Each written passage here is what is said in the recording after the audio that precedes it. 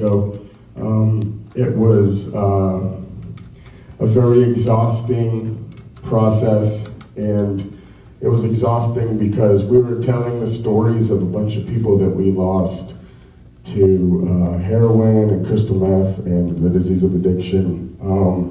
So I was raised in a household with addict parents, and they didn't talk about addiction. I visited my mom in rehab numerous times. My dad left when I was 7. I was sexually molested, and I was brutally, physically, emotionally abused by my stepfather. And I grew up really fucked up and really empty. And it was places like this that I found an outlet, but I found an outlet to try to fit into what people expected of me. And because of that, I lived a very empty childhood till I was 20 years old when I found cocaine and heroin.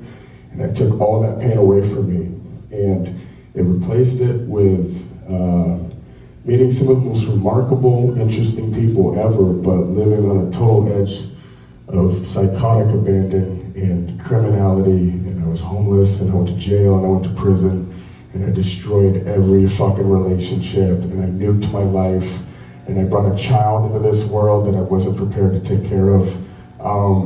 And then 4 years ago, I changed, and I changed because this thing called Music Care sent me to Lakeside Milam in Kirkland, Washington, of all places. And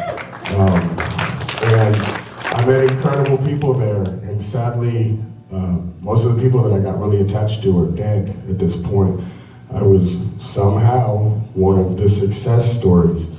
It's an empty fucking world. Coming back out into there when everybody that you feel understood the darkness and fucked up shit inside of you had died.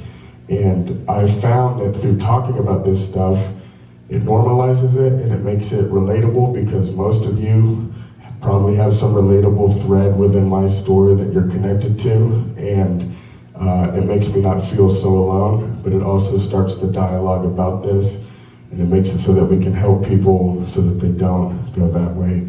Maybe they can pivot this way. And that's what that record was about. It was about people that we hoped that we could have done that for, but instead we have to put them in songs, and we have to share those songs, and we have to keep their names alive so they're not forgotten. So this is the first song written for that record. It's called Pretty Face.